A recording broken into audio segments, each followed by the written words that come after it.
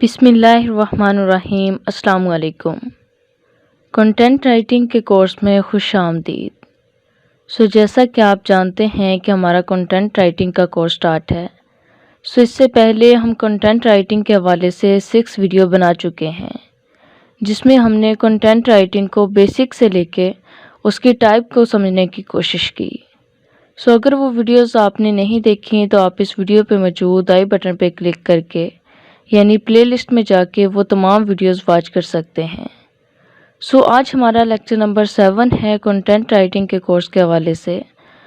आज का जो हमारा टॉपिक है वो है what is web content writing, यानी वेब कंटेंट राइटिंग क्या होती है और इसको किस तरीके से हम लिख सकते हैं।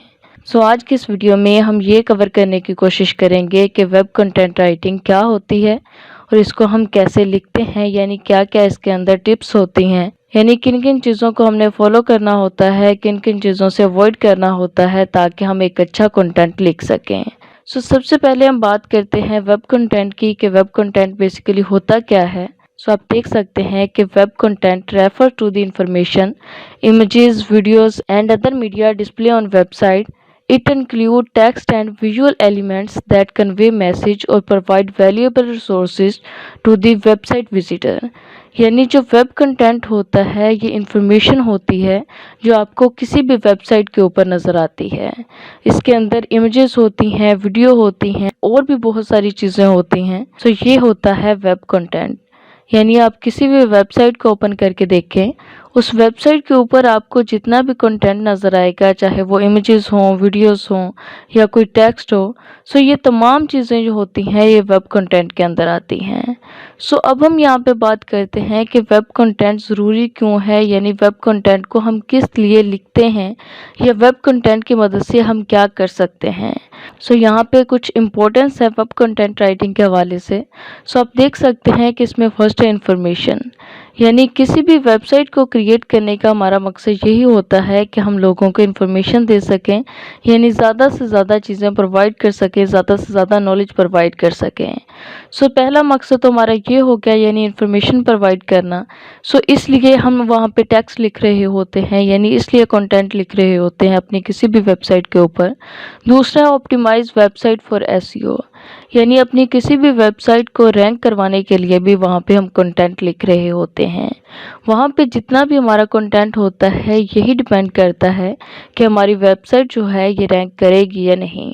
यानी हम अपनी वेबसाइट की एसईओ करने के लिए भी वहाँ पे अच्छा कंटेंट लिखते हैं ताकि हमारी वेबसाइट ज़्यादा रैंक करे।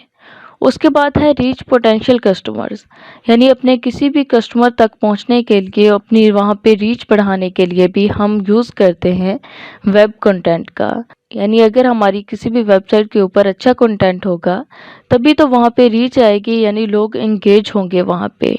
उसके बाद है जनरेट लीड, यानी जब कोई भी वहाँ पे रीच आ गई, यानी कोई भी कस्टमर आ गया, उसके बाद लीड जनरेट होगी, यानी जब वो वहाँ पे आके कुछ भी सर्च करेगा आपकी वेबसाइट के ऊपर या वहाँ पे स्टे करेगा तो उससे लीड जनरेट होगी आपकी वेबसाइट की। उसके बाद है फाइंड कस्टमर्स, यानी अच्छे कस्टमर्स को फाइंड करने के लिए भी हम वेब कंटेंट का यूज़ करते हैं। आई होप कि यहाँ पे आपको समझ आ गई होगी कि वेब कंटेंट क्या होता है और इसको किस काम के लिए हम यूज़ करते हैं, यानी किस काम के लिए हम इसे लिखते हैं। अगेन हम यहाँ पे बताते चलें कि ऐसा कंटेंट जो आपको वेबसाइट के ऊपर नज़र आए उसे हम कहते हैं वेब कंटेंट, और उनको इन कामों के लिए यूज़ करते हैं, यानी ये हैं वो चीज़ें जिसके लिए हम एक अच्छा वेब कंटेंट लिख रहे होते हैं। उसके बाद है हमारे पास how to write a web content, यानी ये तो हमें पता चल गया कि वेब कंटेंट क्या होता है, इसको किस लिए लिखते हैं। अब हम यहाँ पे बात करते हैं कि इसको किस तरीके से लिखते हैं, यानी अगर हमने as a content writer web content लिखना हो तो हमें किन किन चीज़ों को फॉलो करना होगा, यानी क्या वो स्टेप्स हैं जिनको यूज़ करके हम एक अच्छा वेब कंटेंट लिख सकते हैं। अब देखिए इसमें फर्स्ट है नो द पर्पस। सबसे पहले तो आपको अपने पर्पस का पता होना चाहिए, यानी जब भी आप कोई कंटेंट लिखें आपको पता होना चाहिए कि आप किस काम के लिए लिख रहे हैं, यानी जिस वेबसाइट के ऊपर आप लिख रहे हैं उसकी नीश क्या है, वो किस कैटेगरी की वेबसाइट है। जब तक आप अपना पर्पस ही डिसाइड नहीं करेंगे आप एक अच्छा कंटेंट नहीं लिख सकेंगे, यानी आपको पता ही नहीं होगा कि आपने क्या लिखना है। उसके बाद है अंडरस्टैंड ऑडियंस, यानी अपनी ऑडियंस को अंडरस्टैंड करना है, क्योंकि जितनी भी वेबसाइट है ये हर तरह के ऑडियंस के लिए नहीं होती। हर वेबसाइट की एक अलग से ऑडियंस होती है, यानी जो आपकी नीश होती है, जिस कैटेगरी की आपकी वेबसाइट है, सो उसी से रिलेटेड आपकी ऑडियंस होगी। सो ये भी आपने यहाँ पे मद्देनज़र रखना है, यानी जब आपको अपना पर्पस क्लियर हो गया तो वहाँ पे आपको अपनी ऑडियंस के बारे में भी पता होना चाहिए, यानी अपनी ऑडियंस को मद्देनज़र रखते हुए ही आप वहाँ पे लिखेंगे। यानी ये नहीं है कि आपकी जो वेबसाइट है वो डिजिटल मार्केटिंग से रिलेटेड है और वहाँ पे आप जो बात कर रहे हैं वो किसी और निश की कर रहे हैं। सो इसमें यही है कि आपने अपनी ऑडियंस को मद्देनज़र रखते हुए लिखना है। उसके बाद है कंपेटिटर रिसर्च। सो जब आपने कोई भी वेब कंटेंट लिखना हो उससे पहले आप अपने कंपटीटर को रिसर्च करके देखें कि जो आपकी फील्ड के अंदर पहले ही से वहाँ पे कंटेंट लिख रहे हैं या जिनका पहले ही से वहाँ पे कंटेंट मौजूद है, सो वो कैसा लिख रहे हैं, यानी उनकी ऑडियंस क्या है, वो किस तरीके से काम कर रहे हैं, कैसी इन्फॉर्मेशन दे रहे हैं। सो जब ये तमाम चीज़ें आप सर्च करेंगे तो आपको पता चलेगा कि आपके मुकाबले जो लोग काम कर रहे हैं वो किस तरीके से कर रहे हैं। सो इससे आपको हेल्प मिलेगी एक अच्छा कंटेंट लिखने में, यानी आपको पता चलेगा कि लोग क्या कर रहे हैं और मुझे क्या करना है। सो उसके बाद है प्लान, यानी जब आपने इन तमाम चीज़ों को कवर कर लिया, कवर करने के बाद फिर आपने प्लान करना है कि अब आपने किस तरीके से लिखना है, यानी आपने सर्च किया कि लोग कैसे लिखते हैं। सो जब वो तमाम चीज़ें आपके पास आ गई, यानी तमाम इन्फॉर्मेशन आपके पास आ गई, अब आपने उसका एक प्लान बनाना है कि आपने आगे कैसे चलना है, यानी उन तमाम चीज़ों को मद्देनज़र रखते हुए अब आप आगे कैसे काम करेंगे। उसके बाद जाके आपने लिखना है, यानी ये तमाम चीज़ें कवर करके फिर आपने लिखना है। लिखने के बाद आगे जो बारी आती है वो है प्रूफ रीडिंग एंड एडिटिंग की। सो ये यहाँ पे बहुत इम्पोर्टेंट चीज़ है।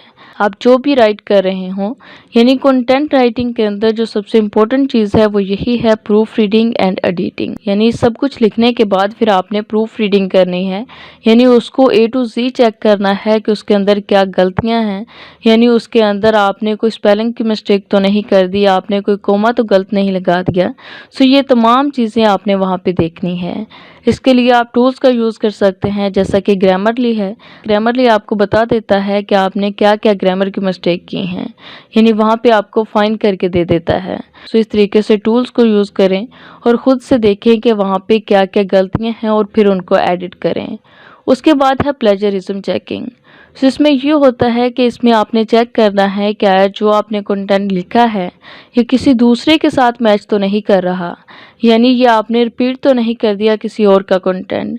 सो ऐसा होता है कि जब आप गूगल के ऊपर कोई भी ऐसा कंटेंट लिखते हैं या आप किसी भी ब्राउज़र के ऊपर लिखते हैं तो वहाँ पे चेक किया जाता है कि आपने किसी और का कंटेंट तो नहीं लिखा, यानी आपने डुप्लीकेट तो नहीं कर दिया। सो आपने वहाँ पे चेक करना है, जहाँ पे भी आपको लगे कि ये किसी और के साथ मैच हो रहा है तो आपने वहाँ पे उसको एडिट कर देना है, यानी उसके अंदर वर्डिंग को चेंज कर देना है या उसके अंदर आपने थोड़ी बहुत चेंजिंग करके उसको दूसरों से मुख्तलिफ बनाना है थोड़ा। सो इसके लिए बहुत सारे टूल्स हैं प्लेजरिज्म चेकिंग के लिए, सो आप उनका यूज़ करके वहाँ पे चेक कर सकते हैं। सो जब आप इन तमाम चीज़ों को करेंगे तो आप एक अच्छा कंटेंट लिख सकेंगे। उसके बाद है हमारे पास टिप्स हैं। सो यहाँ पे हमारे पास वो टिप्स हैं कि हम किस तरीके से अपने कंटेंट को लिखते हैं, यानी कंटेंट के अंदर क्या क्या चीज़ें कर सकते हैं हम कि हम ज़्यादा से ज़्यादा ऑडियंस को इंगेज कर सकें। सो इसमें फर्स्ट है lead the user to act. So ये बहुत इंपॉर्टेंट चीज़ है, यानी आपने ये देखना है कि जब कोई भी यूज़र आपकी वेबसाइट के ऊपर आ रहा है तो आपने उसके साथ कैसा एक्ट करना है, यानी किस तरीके से उसको अपनी वेबसाइट के ऊपर स्टे करवाना है, किस तरीके से उसको आगे लेके चलना है। यानी जब कोई भी आपकी वेबसाइट के ऊपर आ रहा है उसके सामने किस तरीके से कोई आपका पेज अपीयर होगा, यानी किस तरीके से उसके आगे कोई फॉर्म होगा ताकि वो वहाँ पे एंगेज हो। सो इस तरह की जो चीज़ें होती हैं वो आपने करनी है। उसके बाद है use bullet point and formatting, यानी जब आप कोई भी कंटेंट लिख रहे हो तो वहाँ पे आपने बुलेट्स पॉइंट का यूज़ करना है, क्योंकि जब आप किसी भी चीज़ को एक ही रिदम के अंदर लिखते हैं तो वो देखने में भी अच्छा नहीं लगता और पढ़ने में भी अच्छा नहीं लगता। यानी देख के ही हम कह देते हैं कि अच्छा अब इतना ज़्यादा पढ़ना पड़ेगा। सो जब वही चीज़ को हमने बुलेट्स के अंदर लिखा होगा तो वो देखने में अच्छी लगेगी और हम पढ़ भी लेंगे उसे। यानी अगर हम किसी चीज़ के बारे में बात करें, फॉर एग्जांपल अगर हम ये बात करें कि 10 डिजिटल मार्केटिंग टूल्स के बारे में या 10 बेनिफिट्स के बारे में बात करें, सो अगर तो वो हमने एक ही पैराग्राफ के अंदर लिख दिया तो वो बहुत बोरिंग हो जाएगा। जबकि उसी को अगर हमने बुलेट पॉइंट के अंदर लिख दिया होगा, यानी 10 कैटेगरी के अंदर, यानी नंबरिंग दे के लिख दिया होगा। उसके बाद है राइट शॉर्ट सेंटेंस, यानी आपने जो सेंटेंस इसके अंदर यूज़ करने होते हैं वो बिल्कुल छोटे यूज़ करने होते हैं। यानी ये नहीं कि आपने यहाँ से स्टार्ट किया और यहाँ तक के एक ही सेंटेंस को लेके चल रहे हैं। सो आपने कोशिश करनी है कि आपने अपने सेंटेंसेस को छोटा रखना है। सो उसके बाद है अवॉइड वीक वर्ड्स, यानी जो कमज़ोर अल्फाज होते हैं, वीक वर्ड्स होते हैं, आपने उनसे एहतियात करना है। सो वीक वर्ड्स कौन से होते हैं? फॉर एग्जांपल अगर हम यहाँ पे बात करें तो जैसा कि हमने ये ऐसा कुछ लिख दिया कि आई थिंक, यानी आई थिंक का हमने यूज़ कर दिया। डिजिटल मार्केटिंग के बारे में अगर हम बात कर रहे हैं कि आई थिंक डिजिटल मार्केटिंग का आगे स्कोप ये होगा। सो ये ऐसे जो वर्ड्स होते हैं यानी जिसमें आपको खुद ही क्लियर नहीं होता, सो ऐसे वर्ड से आपने एहतियात करना है।